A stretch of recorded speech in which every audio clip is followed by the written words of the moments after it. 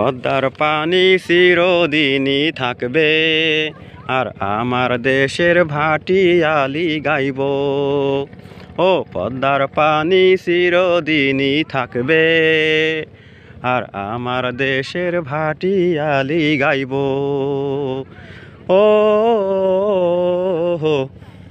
পদ্মার পারে এসেছি আমি এই সূর্য তাপের গনগনে দুপুরে, হাঁটতে হাঁটতে ক্লান্ত আমি, হাঁটতে হাঁটতে ক্লান্ত আমি পড়লাম ফাপুরে, পড়লাম ফাপুরে। এই পদ্মার পানি চিরদিনই থাকবে, আর আমার দেশের ভাটিয়ালি গাইব। হ্যাঁ ভিউয়ার্স, আমরা এই যে দেখতে পাচ্ছেন তিল ফসলের, পদ্মার পাড়ের বালির ভিতরে তিল ফসল, তিল গাছ ফুল ফুটে আছে, ফল হয়েছে।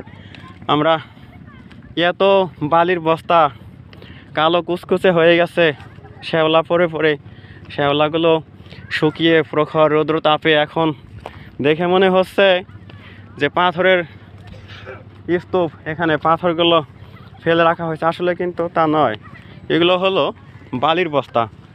আর এই যে এই পাশে দেখতে পাচ্ছেন ভিউয়ার্স, এই পাশে দেখতে পাচ্ছেন হলো স্পিড বোট। স্পিড বোট, এখানে মাননীয় প্রধানমন্ত্রী শেখ হাসিনার উপহার সরকারি স্পিড বোট আপনারা দেখতে পাচ্ছেন, জরুরি সেবার জন্য, রোগী আনা নেওয়ার জন্য এটা সুইটেবল।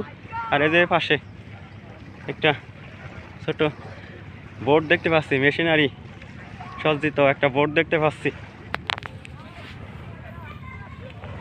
ভিউয়ার্স, সামনে আমরা এগিয়ে যাচ্ছি, একেবারে চিকচিকে গনগনে প্রখর উত্তাপে উত্তপ্ত বালুকার ভিতরে। আমি অবশ্য পায়ে কেটস পরা, আমি এগুলো বুঝতে পারছি না, পায়ের তল দিয়ে যাচ্ছে সবাই। তো দেখুন পদ্মার পাড়ে এতিমের মতো পড়ে আছে মাছ ধরার কত বড় আকারের দোয়ারি বলে এটাকে, এর ভিতরে বড় বড় মাছ এই যে ফাঁকা দিয়ে ঢুকে যায়, ফলার ভিতর দিয়ে ঢুকে আর বের হতে পারে না, পরে ওগুলোকে সংগ্রহ করে বাজারে বিক্রি করা হয়। দেখুন আমি সামনেই যাচ্ছি, দেখি একটু আগে আপনাদেরকে যে ভাসমান হোটেলের কথা বলেছিলাম, আমার উদ্দেশ্য হলো আমি ওই হোটেলে একটু যাব, আপনাদেরকে ভিতরের ভিউটা, ভিতরের দৃষ্টিনন্দন পরিবেশটা একটু দেখাবো। এখানে নদীর পাড়ে এবং চরে এত উত্তাপ বন্ধুরা, চারিদিকে চিকচিক করে বালি, কথা নাই, কাদা একধারে কাশবন, ফুলে ফুলে সাদা। কবির সেই কবিতার কথা আমার এই দুপুরের প্রখর রোদে মনে পড়ে গেল।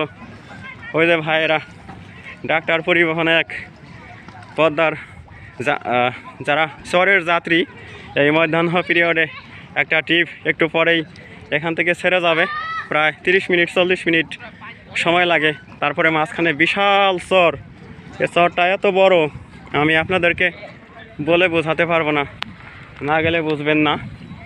আমি এখন এই ভাসমান হোটেলে এই দুপুরের গনগনে তাপে ঢুকে পড়ছি। এখন অবশ্য দর্শনার্থী একদম কম, ড্রাম দিয়ে এই ভাসমান হোটেল তৈরি করা হয়েছে। বিকেল এখানে প্রচুর ভিড় হয়ে থাকে, এখানে প্রচুর ভিড় হয়ে থাকে। ওই যে দেখুন তেলের ড্রামগুলো, অসংখ্য ড্রাম নিচে ঢুকিয়ে দিয়ে এই আবাসিক হোটেল, আবাসিক না খাবার হোটেল, ওই যে ভিতরে ফুচকা দেখতে পাচ্ছি আর অন্যান্য খাবার আইটেম।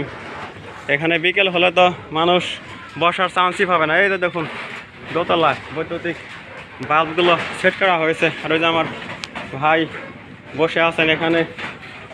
এই যে দিকে বেশ কিছু ছোট্ট ছোট্ট রুম করে এখানে হোটেলকে একটা সুন্দর রূপ দেওয়া হয়েছে। আপনারা বিকেলে আসতে পারেন, আসলে এখান থেকে এই যে দেখুন এই যে কি সুন্দর ছন দিয়ে একটা লাভ চিহ্নাকৃতির মানে বর্ধিত অংশ বারান্দা বানানো হয়েছে, অলিন্দ বলে আর কি। তারপর আমি সামনে একটু দেখানোর চেষ্টা করছি, এই যে হাত ধোয়ার জন্য কি সুন্দর ব্যবস্থা, ভাইরা অনেক কষ্ট করে করেছেন। তো এই যে ভাই বসে আছেন, ভাই এখানে কখন লোকজন আসে? এখন তো দেখতে পাচ্ছি এখনও লোকজন নেই, পরে আসবে না? আচ্ছা পরে আসবে লোকজন, বিকেলের দিকে প্রচণ্ড ভিড় হয় এখানে। আমি এর আগে এসেছিলাম, আজকে এই দুপুরে এসেছি বলে এখানে আমি কাউকেই দেখতে পাচ্ছি না, একেবারেই খালি।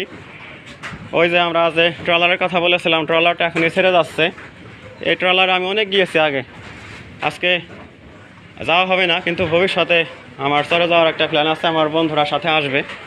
তো সেই চরের ট্যুরে আপনাদেরকে প্রচুর চর থেকে ভিডিও প্রস্তুত করে দেখাবো। তো এই পর্যন্তই বন্ধুরা, ভালো থাকুন। আমার এই চ্যানেল, ইউটিউব চ্যানেল নাম হলো নাইস ট্রাভেল অফ রফিক।